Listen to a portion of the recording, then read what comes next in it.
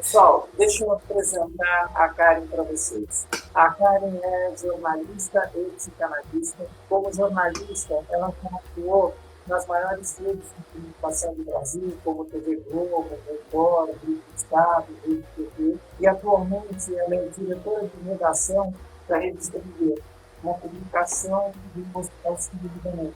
E como psicanalista, ela trabalha no Centro de Estudo Psicanalítico.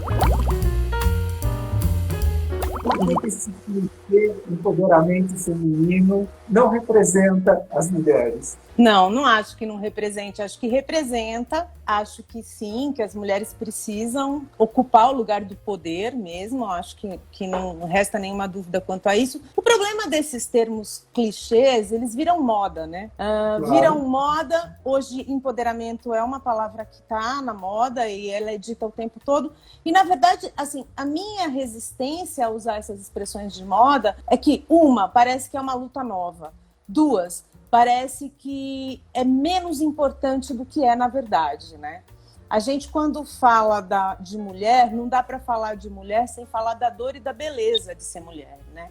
E, historicamente, a gente tem muito mais dor do que beleza na condição da mulher. E aí você fica vulgarizando uma expressão como empoderamento, e quando você se dá conta, você vê um monte de gente torcendo o nariz para a palavra empoderamento. Lá vem as chatas do empoderamento. E não é nada disso. Não se trata de ser chata, de ser legal, não se trata de ter uma bandeira frívola. Pelo contrário, né? A gente tem uma história de machismo que transformou a mulher numa lutadora. A gente nasce lutando. A mulher nasce na condição de mostrar que ela não é um ser faltante, que não é um ser inferior, que anos de história vão colocando a gente... Anos não, séculos, milênios de história, né? É uma luta ancestral. E o próprio termo empoderamento é uma síntese dessa luta. O que ele não pode é ser vulgarizado, simplesmente virar camiseta, esse tipo de coisa. Não significa que ele não seja importante. E não significa que até a moda disso não seja importante. É importante que a gente tenha palavras de ordem, é importante que haja moda, é importante que as novas gerações se sintam up-to-date quando usam essas expressões. Mas é muito mais importante que isso, é entender que não é só um termo, né? Eu acho que a gente tem uma condição dada, sei lá, a história dá conta de machismo desde o Império Romano, ou seja, antes de Cristo já tinha machismo. Aí vem a igreja e reforça conceitos machistas, como a mulher deve obediência ao homem, tem de se silenciar diante do homem, a mulher é inferior ao homem, a mulher tem de estar sempre tratando o seu marido como trata o próprio Senhor com S maiúsculo, o Senhor, o Deus de muitas pessoas.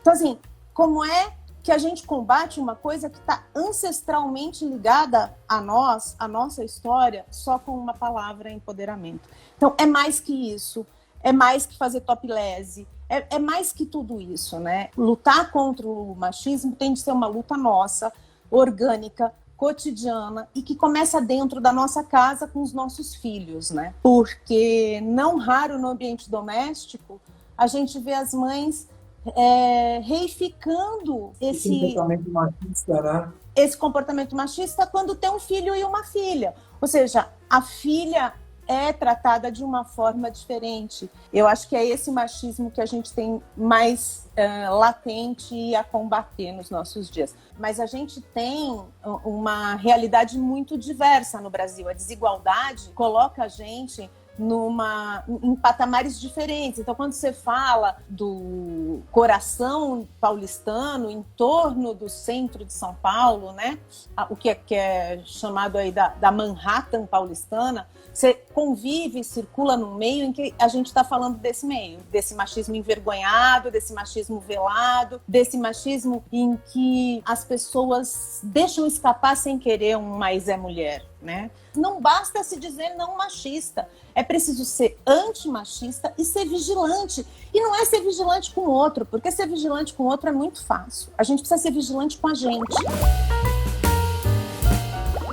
Mas você percebe alguma mudança nessas gerações mais novas em relação a isso? Eu percebo que as novas gerações são bem menos tolerantes. coisas que para nós passariam como normais, para as novas gerações, é lógico que a gente, quando fala em nova geração, a gente está falando desse miolo privilegiado do centro metropolitano. É disso que a gente está falando, né? Que tem acesso à educação, que tem acesso à alimentação, que tem acesso à moradia, que vive com dignidade. Quando eu falo desse centro privilegiado, a gente percebe que tem uma meninada aí, assim, que podiam ser minhas filhas, eu teria muito orgulho de tê-las, que não tem tolerância nenhuma. Ou que, se houve um "mas é mulher", vai reagir brutalmente. Vai reagir na condição de guerreira. Porque é esse lugar que a gente tem de ocupar, né? Ninguém sai do poder, ninguém, historicamente, entregou nenhum trono sem ser destronado por um adversário. E eu não quero colocar o homem e a mulher na posição de adversários. Mas é essa posição que a gente está colocada hoje. Porque se para conquistar um lugar a gente tem de mudar culturalmente o homem, a gente vai, de uma forma metafórica, ter de destronar vocês, César, para que esse trono seja igualmente dividido. Porque, infelizmente, a condição que está colocada é essa. A condição que está colocada hoje é o homem no poder. Ainda é. Né? Aí você fala, tem mulheres hoje mais bem posicionadas que os homens. Sem dúvida, tem uma mulher presidente de uma empresa para 50 homens na mesma função. E com certeza essa mulher ganha menos do que esses outros homens que ocupam a mesma função. Então, a gente ainda está nessa posição e a gente tem de tirar desse lugar. A gente tem de ser vista com a mesma igualdade. É importante que as mulheres estejam ativas e brigando para que essa desigualdade seja eliminada do meio em que a gente vive.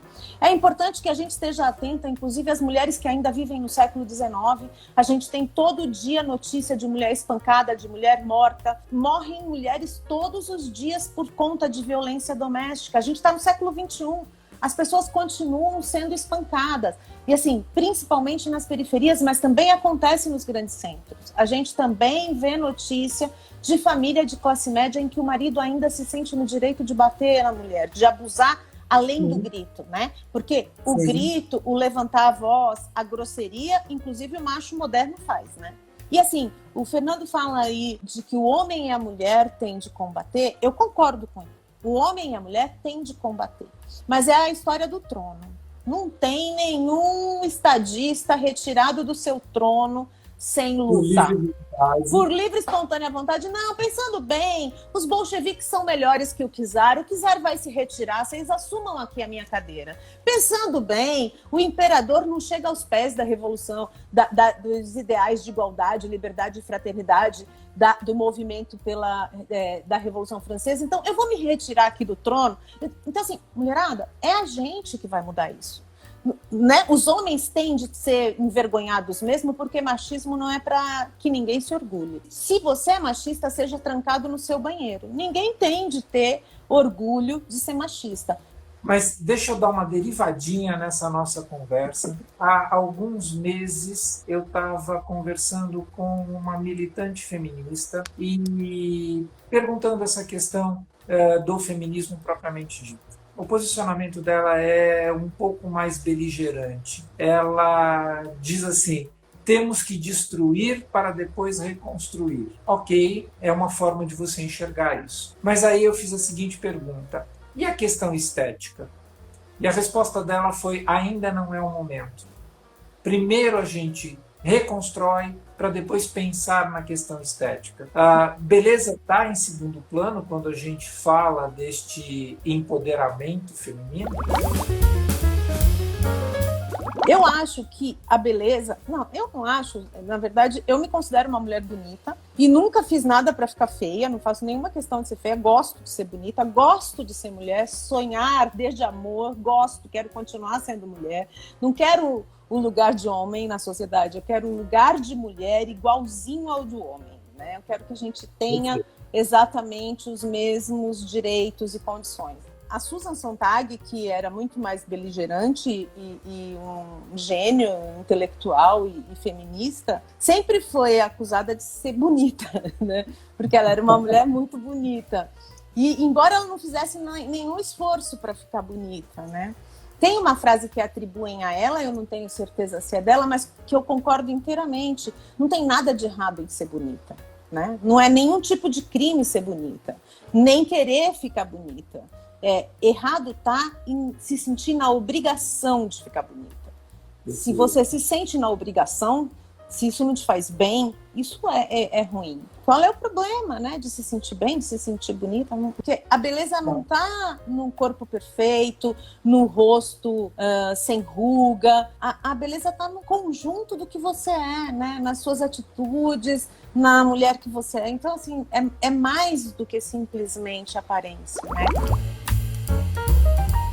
Eu fiz uma enquete em cima da música da Rita Lee, Pagu, que fala que ela não é freira nem puta. E são dois arquétipos que eu e a Karen já estávamos conversando um pouco a respeito. E, para minha surpresa, quando eu pergunto mulher freira ou puta, 75% respondeu puta. Traz pra gente essa conversa, traz esses arquétipos, quem é a freira, quem é a puta, e o que significa isso, por favor. Pois é. Por conta dessa cultura machista, ancestral, a qual a gente foi submetida, a mulher ficou relegada a esses dois papéis, né? Ou era a santa, virgem e assexuada do lar, ou era a mulher que não casou. Hoje a mulher que não casou, ela pode ter vários parceiros, pode ter vida sexual ativa, mas por um tempo, a mulher que não casava, que tinha um filho, né? Por mais correta e assexuada, por mais que ela se conduzisse pelo caminho que todos diziam, mulher não pode sair transando, mulher tem que ser assexuada, né? Então, por mais que ela mantivesse, depois daquele filho, uma vida assexuada, a mulher que não tinha o sobrenome do pai era socialmente apontada como puta. Ainda que ela passasse, depois daquele filho, a ter uma vida completamente assexuada. Ela era indicada virtuosa. Ela era indicada ela era apontada dentro da própria família como leviana, né? Então, assim, várias mulheres da minha geração ainda, mas mais da geração da minha mãe, que tiveram filhos sem marido, foram expulsas de casa, foram tratadas como putas e tal. Então, assim, chega, né, disso. Acabou isso, assim. E se eu sou puta, é problema meu, né? Assim, não é por esse caminho que a gente vai definir a mulher, né? Ninguém é 100% santa ou 100% puta. Então, puta, vamos falar de o que há de errado nessa profissão, né? Que é a mais bem-sucedida e mais antiga da história, né? Por que sexo vende tanto? Porque a gente reprime tanto, né? Então, assim, taxar uma mulher de puta é como se ser puta fosse algum problema. Ser puta é o jeito mais antigo de que muitas mulheres lançaram mão para pagar suas contas, né? Enfim, por que a gente precisa também ser preconceituoso com a mulher que vende o próprio sexo, né? Assim, é menos esse lugar. Eu acho que a gente tem de estar ocupado de eu sou mulher, ponto. Quando o César falou, vamos fazer o título como empoderamento feminino, eu falei, vamos fazer só mulher, porque o que é importante é que a gente se veja como mulher, né? Que a gente se veja como mulher e ponto. Na verdade, o melhor lugar que a gente podia estar era um lugar em que as pessoas se vissem como pessoas, sem necessidade de discriminar raça, credo, gênero, sexualidade, enfim, o importante era que as pessoas se olhassem e se vissem como pessoas, assim, esse é o mundo ideal, que talvez a gente nunca alcance, mas que a gente tem de perseguir, porque a gente só chega perto do que a gente quer se a gente perseguir por muito tempo. Mas e aí, me conta, estamos caminhando para esse lugar ideal? Não sempre, né? Eu acho que se tem uma coisa que é legal na humanidade é que a gente está sempre perseguindo a evolução, né? E eu entendo que esse lugar é o da evolução. Agora, é uma guerra mais difícil do que destronar um czar russo, por exemplo, né? Porque é muito comum a imagem de que a mulher é favorecida pelo modelo, que ela não precisa se preocupar com dinheiro, ela não precisa se preocupar com moradia. Então, Então, assim, é muito comum a imagem de que o bom homem é o homem que entrega tudo, que paga as contas. Minha avó tinha uma frase horrível, mas que eu acho que muitas avós repetiram, vocês devem conhecer, que era ruim com ele, pior sem ele. Eu ouvi muito isso. E a história, porque a minha mãe tinha sempre essa pauta de se separar, e eu criança já ouvi essa história e eu nem sabia por que essa história me incomodava tanto. O que incomoda ali era assim, conhecer meu pai como era, como um sujeito machista, violento e tal, e esse outro lado que é as próprias mães dizendo para as filhas, você não tem uma profissão, ele não deixa faltar nada em casa, começa a trazer como virtudes. Então, assim, muitas pessoas reconhecem isso, e ainda reconhecem, o bom homem, o bom marido é o que paga a conta. Se ele está pagando a conta, se não falta nada, tal, esse é o bom marido. Então, se ele tem um defeitinho ou outro, releva, né? Se ele não lava a louça, se ele grita com você, se ele tem amantes, se ele chega tarde em casa, se ele larga tudo pelo caminho, releva, porque ele está pagando tudo, né? A vida confortável. Agora, eu acho que as mulheres não têm mais esse nível de tolerância. As mulheres estão, as novas gerações estão brigando por uma relação igualitária, né? Na cama, na cozinha, na varanda, a gente está procurando uma relação igualitária. E aí eu acho que à medida que a gente vai buscando isso, a passos de formiguinhas, e formiguinhas têm de ser muitas formiguinhas juntas e falando a mesma voz e carregando a mesma folha, a gente vai transformando. Eu acho que do que eu vivi, para mim era muito mais difícil perceber esse machismo envergonhado, porque como eu fui criada num seio de machismo descarado, num seio familiar de machismo descarado, esse machismo envergonhado, esse machismo de quem se proclama não machista, ele é muito discreto. Então, assim, para mim foi difícil perceber. Muitas vezes eu sofria abuso sem me dar conta que eu estava sofrendo abuso. Era assediada sem me dar conta de que estava sendo assediada. Ouvia um grito sem me dar conta de que estava ouvindo um grito. Tinha uma última palavra que não era minha e eu não sabia por que essa última palavra não era minha. Mas mais do que não saber por que, eu não me dava conta daquilo. Você não se dá conta da coisa acontecendo. Você leva um tempo para enxergar e para elaborar. Para as novas gerações, isso não, eu acho que não vai se repetir. Elas identificam muito rápido hoje. E isso eu acho que é a evolução que a gente consegue perceber hoje. E acho que a gente vai conquistando cada vez mais. Assim, pouco a pouco, a gente vai estar mais próximo do que seria o ideal de uma sociedade igualitária, né? Mas eu acho que, assim, o que a gente tem é de brigar contra todo tipo de injustiça, assim. E a única forma é brigando. Não tem essa história de esperar que vai vir uma evolução natural, que vai tirar a gente desse lugar e colocar... Não vai ser assim, né? Então, assim, eu gosto de ilustrar com a questão nenhum estadista sai do lugar se não for derrubado numa guerra.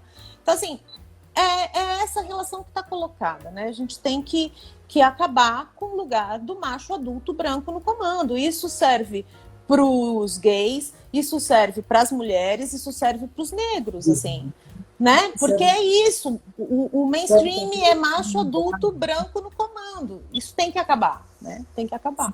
Eu não sei o que falar, eu não sei se eu uso o termo honra, se eu uso o termo privilégio, se eu uso o termo satisfação. Então imagina uma palavra em português que reúna estes sentimentos, porque é o que eu tenho agora de ter dividido esta hora contigo. Eu só tenho a te agradecer, você é muito gentil e foi uma delícia bater esse papo. De coração, obrigado. Imagina, eu que te agradeço pelo convite, foi um prazer.